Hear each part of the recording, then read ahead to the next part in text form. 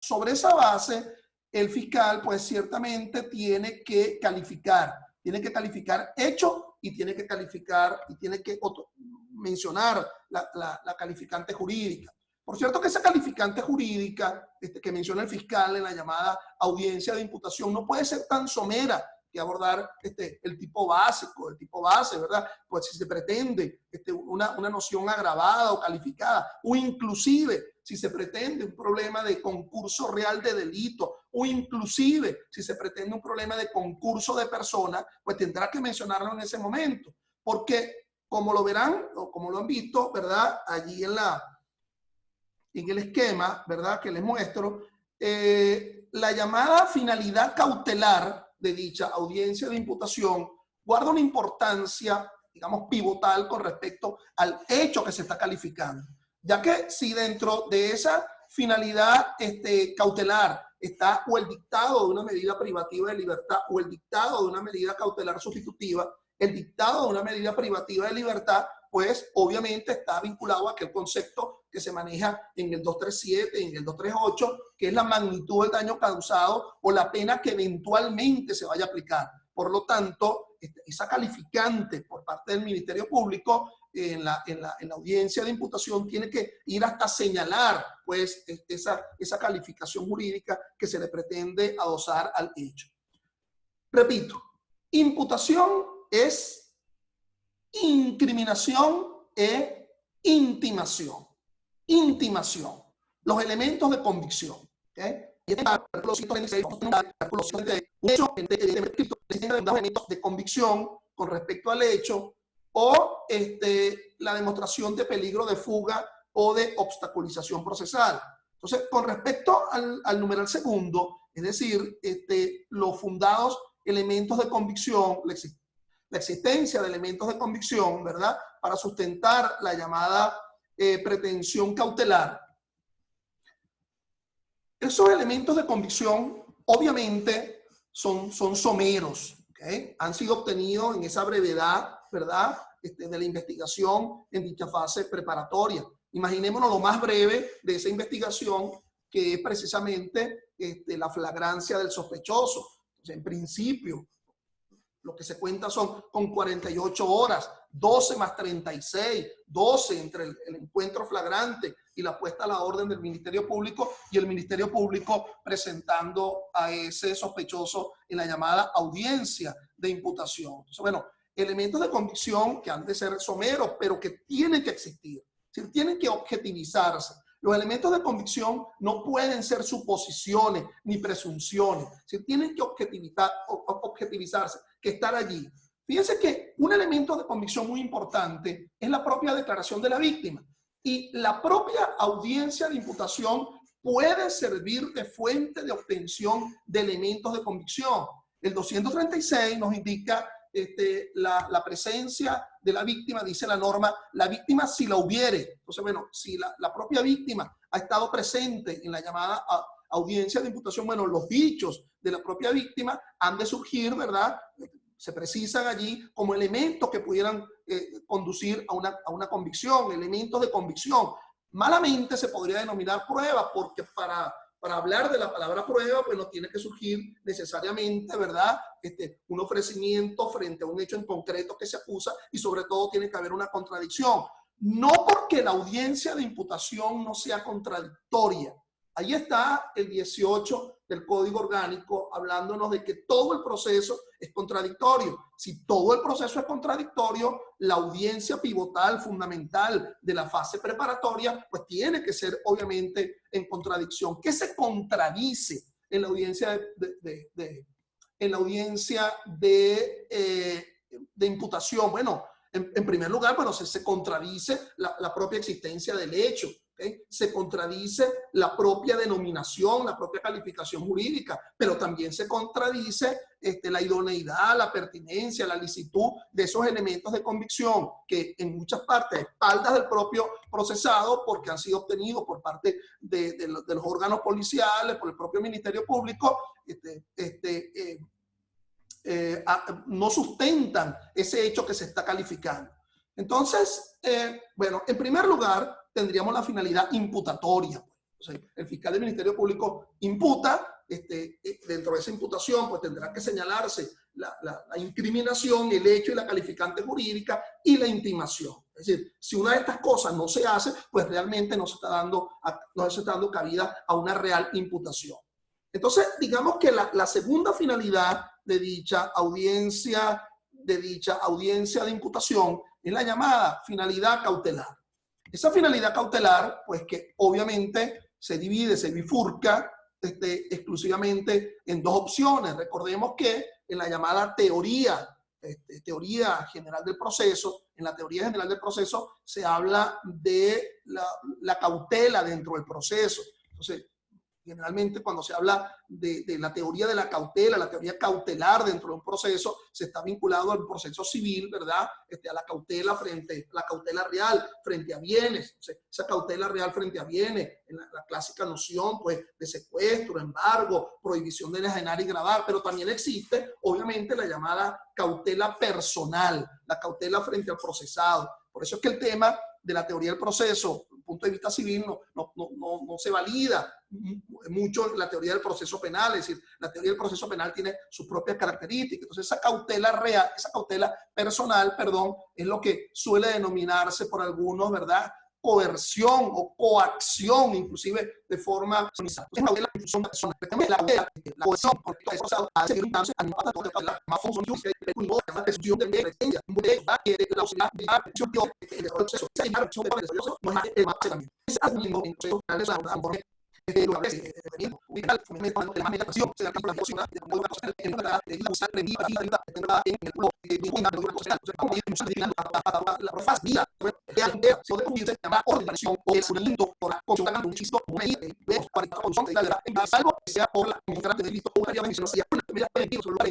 no se dijo encontrar los principios de la personalidad que ha dado el intento de toda su vida.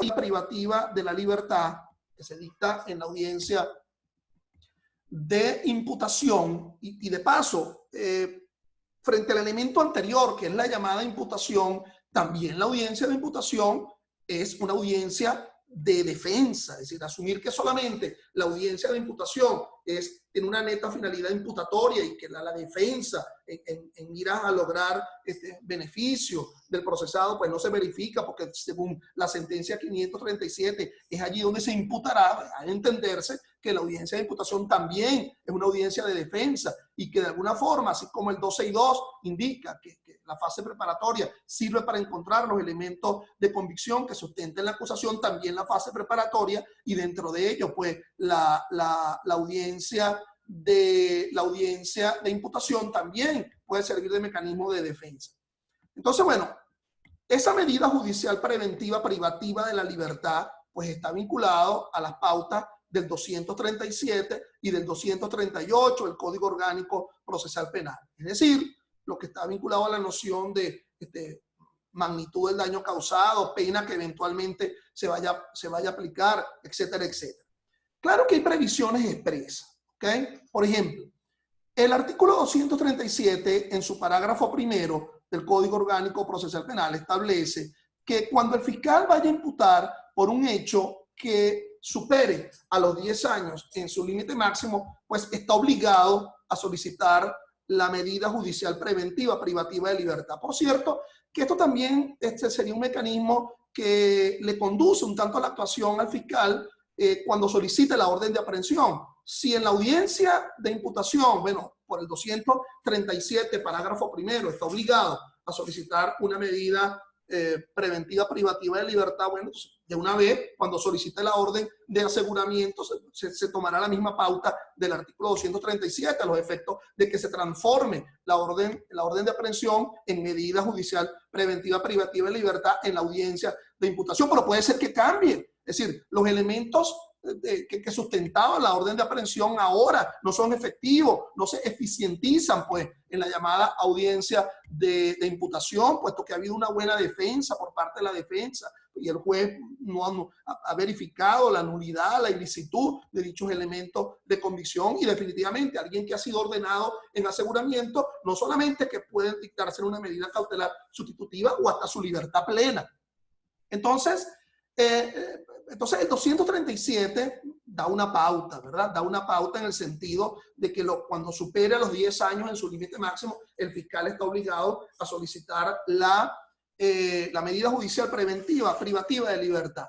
Pero ojo, esa es una instrucción que se da frente al fiscal, no es una instrucción que se da frente al juez. El juez no está atado de mano, maniatado a los efectos de definitivamente, ¿verdad?, conceder esa medida judicial preventiva privativa de la libertad. Es decir, pues tiene que atender a pautas, ¿verdad?, tales como el artículo 229, 228 del COD, el principio de libertad, ¿ok?, el principio de interpretación restrictiva. Si se ve que las finalidades se va a cumplir francamente con una medida cautelar sustitutiva, pues no tendría por qué inexorablemente dictar una medida judicial preventiva privativa de libertad. Si alguien está, bueno, atado a un cargo, mantenido dentro de un ámbito, bueno, imaginémonos una circunstancia de aislamiento, una circunstancia de calamidad pública como la que ahorita, en este momento, en marzo de 2020, se está viviendo a nivel mundial por el tema de la llamada pandemia. Entonces, la otra opción, pues, obviamente, es la llamada medida cautelar sustitutiva, que está siendo regulada en el artículo 242, ¿verdad? 242 del Código Orgánico Procesal Penal, ¿ok? Entonces, esa medida cautelar sustitutiva, ¿verdad?, o las medidas cautelares sustitutivas a la privación de la libertad que se describen en el 242, bueno, son unas medidas que pueden darse de forma plural. Es interesante asumir que cuando se trata de un delito menos grave, es decir, cuando no supera a los 8 años en su límite máximo, se debe solicitar una medida cautelar sustitutiva bajo la pauta del procedimiento especial por delito menos grave, aquel que está siendo regulado, ¿verdad?, en los artículos 354 y siguiente del Código Orgánico Procesal Penal, a menos que se haya dado una circunstancia de contumacia, una circunstancia, la condición de prófugo o una circunstancia de rebeldía. Entonces, bueno, pero a pesar de ello, de circunstancias de contumacia, de condición de prófugo, de rebelde, es decir, el procesado, aún por un delito menos grave, no se quiere vincular al proceso, aún eso tiene que darse la llamada revisión progresiva que establece el artículo 250. Por cierto, uno podría decirle como abogado en el ejercicio a quien está siendo procesado por un delito menos grave, uno decirle, mira, vale, en el Ministerio Público, en primer lugar, ya no ponen preso a nadie, porque ya no se da la llamada instructiva de cargo, sino que la gente la mete en presa en los tribunales, en la llamada audiencia de imputación. Y entonces, bueno, pero el delito por el cual te están imputando es un delito menos grave y es un delito que en principio no amerita una privación de libertad por la propia exigencia de la norma. Bueno, esa es una de las finalidades, la llamada finalidad cautelar. Entiendan ustedes que estoy simplificando, ¿verdad?, muchos aspectos acá, no puedo ser muy profundo en algunas variables, y sobre todo mencionar jurisprudencia, dada la finalidad netamente académica para alumnos de quinto año, pues, de una escuela de derecho, de una universidad. Y la otra finalidad es la llamada finalidad procedimental, ¿verdad? Entonces, ¿por qué se da esa finalidad procedimental? Bueno, porque de allí puede derivarse en dicha audiencia de imputación el devenir, es decir, qué va a ocurrir a partir de ahora, ¿ok? O nos adoptamos al llamado procedimiento ordinario o nos adoptamos al llamado procedimiento especial. Entonces, bueno, dos serían esos procedimientos especiales que hay que tener sumo cuidado, pues, que se adopte allí, que sería o el procedimiento especial por delito flagrante o el procedimiento especial por delito menos grave. Entonces, Con respecto al último, el procedimiento especial por delito menos grave, procedimiento por delitos que no superen a los 8 años en su límite máximo, bueno, obviamente, pues esa audiencia de imputación hubo de haberse realizado ante un tribunal de control de instancia municipal, ¿ok? No en todos los circuitos judiciales, ahora, a marzo de 2020, no en todos los circuitos judiciales penales se encuentran los tribunales de control de instancia municipal. Hay circuitos, la mayoría de ellos, en donde no están establecidos estos tribunales de control de instancia municipal, pero la decisión del máximo tribunal ha sido que en los circuitos en donde no estén establecidos los tribunales de control de instancia municipal, bueno, serán los tribunales de control estatales que asumirán el conocimiento del procedimiento especial, pero bajo las pautas del procedimiento especial. Entonces, bueno, si se adopta el procedimiento especial por delito menos grave, ello va a tener una importancia capital, ¿verdad? Porque en algún momento, dará tiempo en alguna de estas charlas, de hablar del procedimiento especial por delito menos grave, pero es importante entender que si este es el delito que se ha calificado y este es el procedimiento que se ha adoptado en la audiencia de imputación, bueno, nada menos y nada más que en la propia audiencia de imputación por el delito menos grave pueden darse las llamadas alternativas a la prosecución del proceso.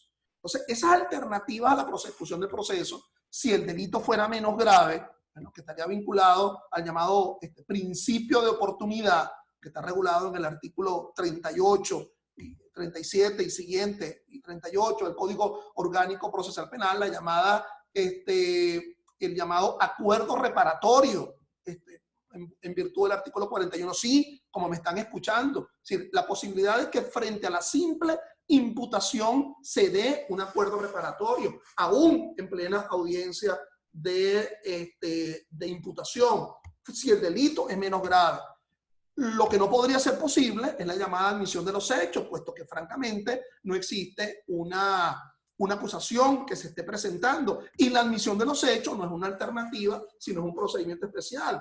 Hubo uno, el que mencioné yo inicialmente, que es el llamado principio de oportunidad 37, 38 del Código Orgánico Procesal Penal. Es decir, se trata de un delito de poca monta, un delito de bagatela, y el fiscal ha decidido, pero prescindir del ejercicio de la acción penal por la poca significación que ha tenido ese delito.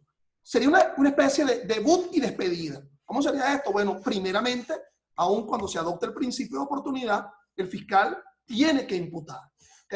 Tiene que imputar, y después que imputa, bueno, tendrá que mencionar ante el Tribunal de Control de Instancia Municipal que el delito es de poca monta, de poca significación, y que el fiscal ha adoptado por el llamado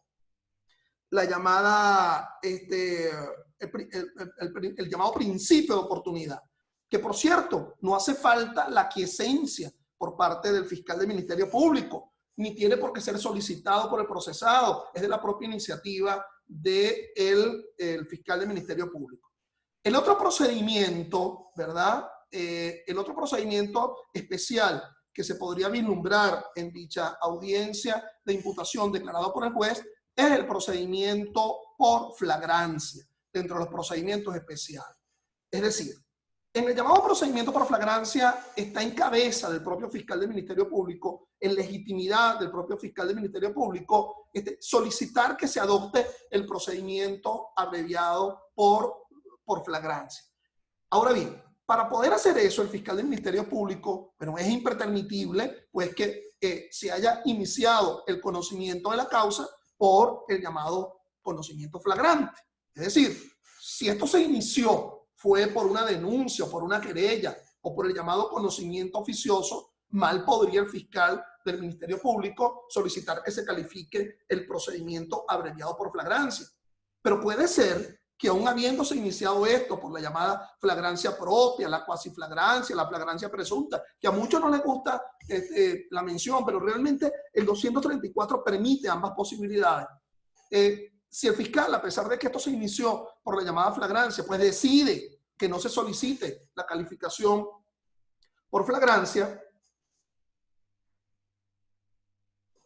porque el fiscal entiende que él quiere seguir investigando, que él requiere mucho más tiempo, bueno, es perfectamente posible que ello suceda y que a pesar de que esto se dio por el llamado, se inició por el conocimiento flagrante, pues el fiscal no solicita la calificación de flagrancia. y el juez tendrá entonces que dictar en consecuencia el llamado procedimiento ordinario, con sus buenas 4 fases procesales: una fase preparatoria, una fase intermedia, una fase de juicio, y si se condena, una fase de ejecución.